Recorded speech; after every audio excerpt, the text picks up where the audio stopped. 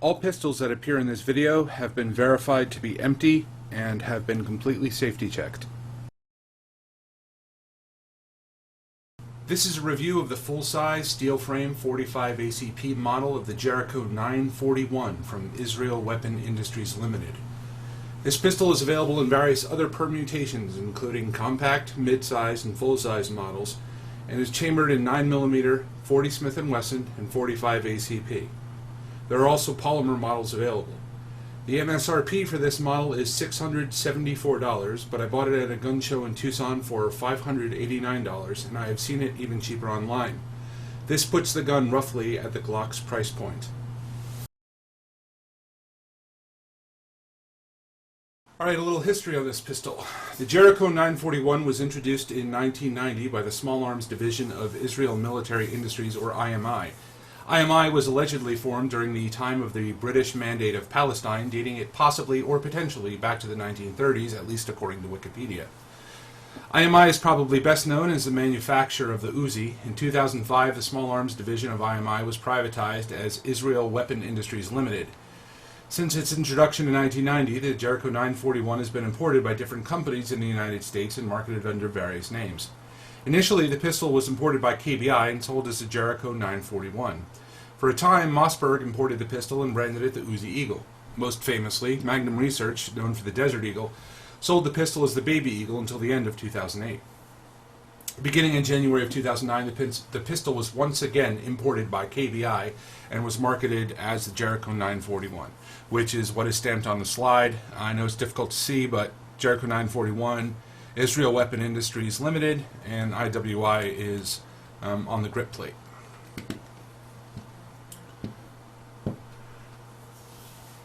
Now, the original 941 was based on the CZ75 with parts made by Tanfolio, but it is unclear whether or not Tanfolio has anything to do with the modern 941, or whether the pistol is manufactured exclusively in Israel.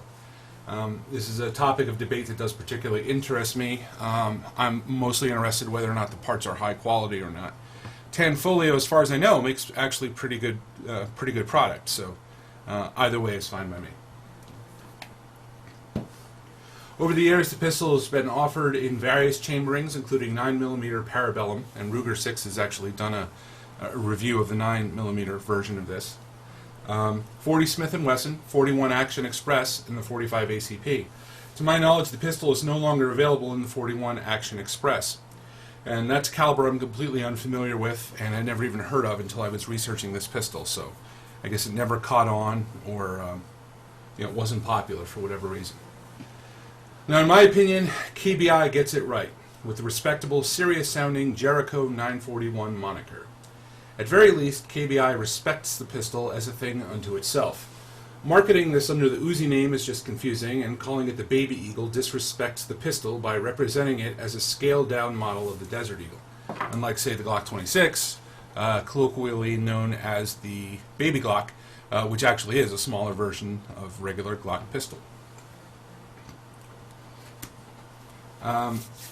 The Jericho has nothing in common with the Desert Eagle or the Uzi, despite the fact that it's called the Baby Eagle. In restoring the Jericho 941 name to the pistol, KBI demonstrates a commitment and respect for the product and its own unique virtues. Now, there's a large potential for this pistol to have a cult following if KBI can figure out the right marketing angle. Personally, I would love to be the manager of this product. In marketing this, how to do that is obvious.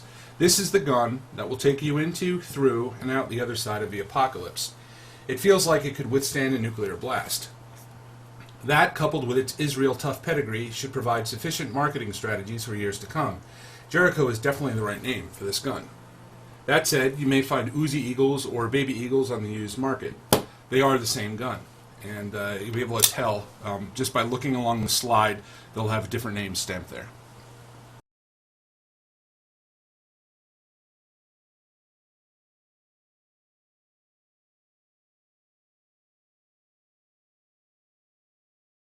This model of the Jericho 941 weighs in at an undeniably heavy 39 ounces, nearly 2.5 pounds. The total length of the pistol is 8 1/4 inches.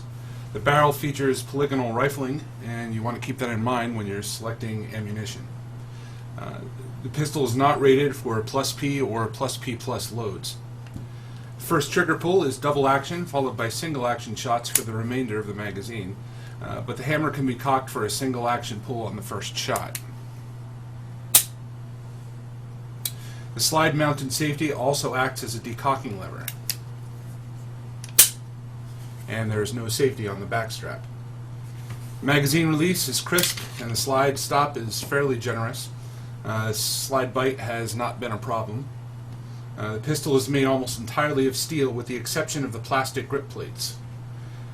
This model is finished in matte black. The trigger is fairly smooth, but it has a long pull.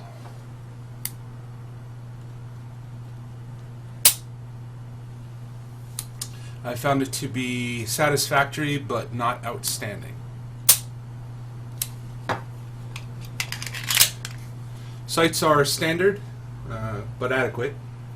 I don't personally believe that certain models of new modern pistols are any more accurate than others. If anything, I think ammunition may affect objective accuracy. Subjectively, I can shoot this pistol better than any other I own, and with almost no range experience.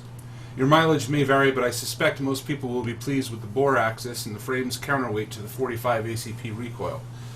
Personally, I found this pistol quite manageable, and until this pistol I shot mostly 9mm pistols. I attribute my success with it to the control that the outstanding grip affords me, the countervailing weight of the pistol overall, the barrel length, and an intuitively proportioned bore axis. The pistol has a heavy industrial feel, like a large pipe wrench, tire iron, or spanner. It feels like all business. The magazines appear to be aluminum or aluminium, depending on where you're from, and they hold 10 rounds. This pistol comes with 2 magazines. Each has a polymer base plate. Lastly, this model comes with a 2-slot Picatinny rail, and this is not available on all models. So if you're considering this pistol, you'll want to check what configurations are available. Okay, the Jericho 941 would seem to make an ideal home or business defense pistol, although its weight and size make it far from ideal for concealed carry. However, it may be possible to open carry the weapon on a gun belt. I have here a Glock 26 for comparison. I realize these are 2 completely different classes of pistol, but I think the Glock 26 represents a typical concealed carry pistol. So, just for comparison, you can see how much extra grip there is on the 941. Here's another angle. You can also see the width is comparable. If you add in the slide stop, the Jericho is actually wider than the already fairly chunky Glock 26. And you can see how much more barrel there is there. And there's also a heck of a lot more weight.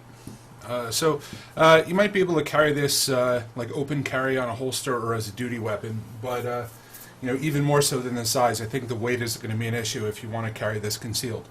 But again, someone might be doing it, so if you are, let us know how you're doing it.